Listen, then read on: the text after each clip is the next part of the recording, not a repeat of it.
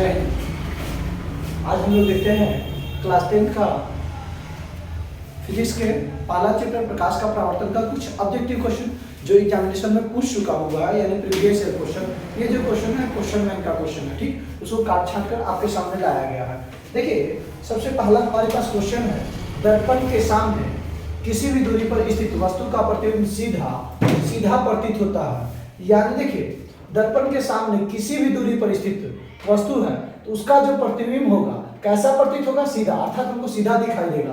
तो वह दर्पण क्या होगा, तो याद रखिए दो ही दर्पण, या तो समतल दर्पण होगा अथवा क्या होगा उत्तल दर्पण, जिसमें क्या दिखाई देगा, तो सीधा दिखाई देगा। नेक्स्ट क्वेश्चन, प्रकाश की किरणें गमन करती है। तो आप सभी लोग जानते होंगे प्रकाश की किरणें जो गमन करती है वह सीधी रेखा में गमन करती है। नेक्स्ट क्वेश्चन है, प्रकाश के परावर्तन के कितने नियम होते हैं। तो चाहे प्रकाश का परावर्तन हो या अपवर्तन हो, कितने नियम होंगे, दो। तो प्रकाश के परावर्तन के नियम देखिए इसमें हो गया है। तो आपको पता होगा आपतन कोण हमेशा बराबर होता है किसके, परावर्तन कोण के, अर्थात कोण आई बराबर होगा कोण आर के। तो देखिए ऑप्शन ए हो जाएगा, आपतन कोण बराबर होगा हमेशा किसके, परावर्तन कोण के। कहता है प्रकाश तरंग उदाहरण है, यानी प्रकाश तरंग जो है, प्रकाश है यह एक कैसा तरंग है, तो यह एक विद्युत चुंबकीय तरंग है। प्रकाश एक कैसा तरंग है, विद्युत चुंबकीय तरंग है। जबकि इसकी प्रकृति पूछे तो अनुदैर्ध्य होता है, ठीक। अगला कहता है समतल दर्पण द्वारा बना प्रतिबिंब होता है। तो याद रखिएगा समतल दर्पण द्वारा जो प्रतिबिंब बनेगा वह कैसा बनेगा, तो वह वास्तविक बनेगा। कैसा बनेगा, वास्तविक बनेगा। समतल दर्पण द्वारा प्रतिबिंब जो बनेगा वास्तविक। चलिए नेक्स्ट अगले पेज पर हम लोग बढ़ते हैं। देखिए 1 से 6, ठीक, फिर आगे हम लोग बढ़ते हैं। कोई दिक्कत नहीं, नंबरिंग से गड़बड़ है, कोई दिक्कत नहीं है।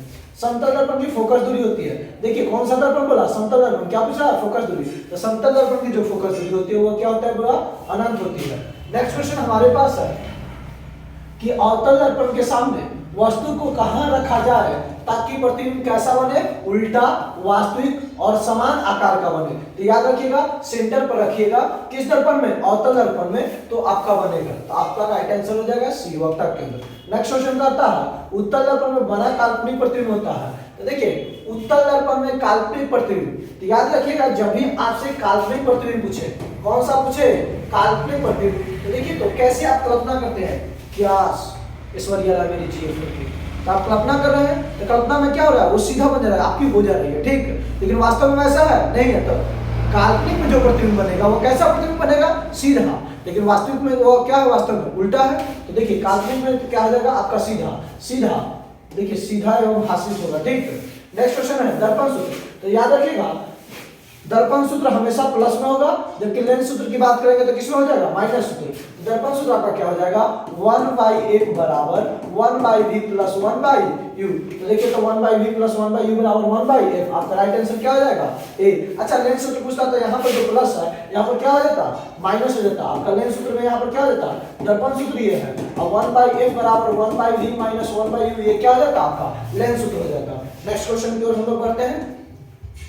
अगला क्या है, दाढ़ी बनाने में कौन सा दर्पण उपयुक्त होता है। तो देखिए दाढ़ी बनाने में हम लोग अवतल दर्पण का उपयोग करते हैं। किसका उपयोग करते हैं, अवतल दर्पण।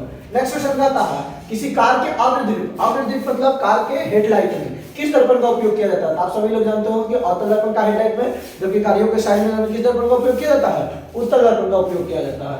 अगला क्वेश्चन क्या है, किस दर्पण का उपयोग पश्च दृश्य, देखिए पश्च दृश्य यानी साइड मिरर के रूप में कहा रहा है, यानी जिसको आप लोग लुकिंग ग्लास बोलते होंगे, उसमें किसका उपयोग होता है, तो उत्तल दर्पण का उपयोग होगा। किसका उपयोग होगा, उत्तल दर्पण का। नेक्स्ट क्वेश्चन कहता है नई कार्तीय परिपाटी के अनुसार दर्पण के सामने रखे बिंब की दूरी ली गई है। तो जो आपका होगा इसका राइट आंसर होगा क्या होगा, ऋणात्मक होगा। निम्न में से किस दर्पण की फोकस दूरी धनात्मक होती है। देखिएगा और फोकस दूरी जो धनात्मक होती है वो किस दर्पण की होती है, तो उत्तल दर्पण की होती है। नेक्स्ट क्वेश्चन हमसे कहता है, क्वेश्चन नंबर 10 हमसे क्या कहता है, क्वेश्चन नंबर 10 हमसे कहता है यदि किसी बिंब के प्रतिबिंब का आवर्धन ऋणात्मक, यानी जो आवर्धन है मैग्नीफाइंग पावर है वो क्या है, ऋणात्मक है, तो उस बिंब की प्रकृति क्या होगी, तो उस बिंब की जो प्रकृति होगी वह होगी वास्तविक और उल्टा।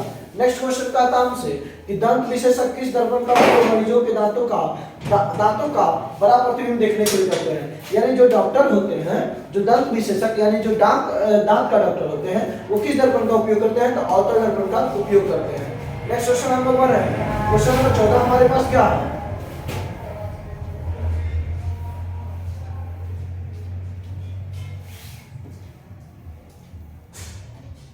देखिए क्वेश्चन नंबर 14 हमारे पास क्या है, निम्नलिखित में से कौन सा उत्तल दर्पण की फोकस दूरी है जिसकी वक्रता त्रिज्या 32 सेंटीमीटर, यानी 32 सेंटीमीटर वक्रता त्रिज्या दे दिया।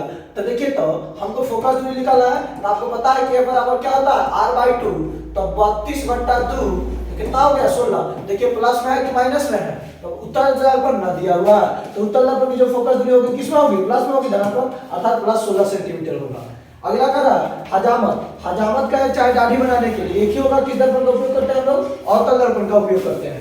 नेक्स्ट क्वेश्चन हमसे करा काल्पनिक प्रतिबिंब होता है, कभी ना बताया कल्पना में आपका क्या बनेगा, प्रतिबिंब सीधा, यानी आप अंदर जो सोचिएगा वो आपका हो गया, लेकिन वास्तव में रियल लाइफ में है नहीं, तो काल्पनिक प्रतिबिंब बनता है होता है कैसा, सीधा। अगला करा गोले दर्पण के फोकसांतर एवं वक्रता त्रिज्या, अर्थात फोकस दूरी और वक्रता त्रिज्या में क्या संबंध है, तो देखिए तो a बराबर r/2, तो a बराबर r/2 तो नहीं है वो ऑप्शन में, तो तिरछी गुना कर लीजिए इसको, तो क्या हो जाएगा, तो r बराबर 2f आपका ऑप्शन ए हो जाएगा। नेक्स्ट क्वेश्चन को हम लोग बढ़ते हैं, करा किस दर्पण में दूर की वस्तु का प्रतिबिंब सदैव सीधा होता है, यानी दूर की वस्तु का प्रतिबिंब किस दर्पण में क्या बनता है, सीधा। तो आप लोगों को पता है कि गाड़ियों के साइड मिरर में हम लोग किसका प्रयोग करते हैं, उत्तल दर्पण। उत्तल दर्पण में क्या होता है कि दूर का जो प्रतिबिंब होता है वो कैसा बनाता है, सीधा बनाता है, तो आपका राइट आंसर क्या होगा, केवल उत्तल दर्पण। अवतल दर्पण की फोकस दूरी, उत्तल दर्पण की धनात्मक है तो अवतल दर्पण की क्या होगा, ऋणात्मक होगा। नेक्स्ट क्वेश्चन हमारे पास है, किस दर्पण से हमेशा वस्तु से छोटा प्रतिबिंब प्राप्त होता है, तो देखिए आपका राइट आंसर हो जाएगा अवतल दर्पण। आशा और उम्मीद है कि आप ऐसे बेहतरीन वीडियो के लिए हमारे साथ रोज जुड़िएगा, रोज आपको वीडियो मिलेगा, ठीक। इसी के साथ जय हिंद।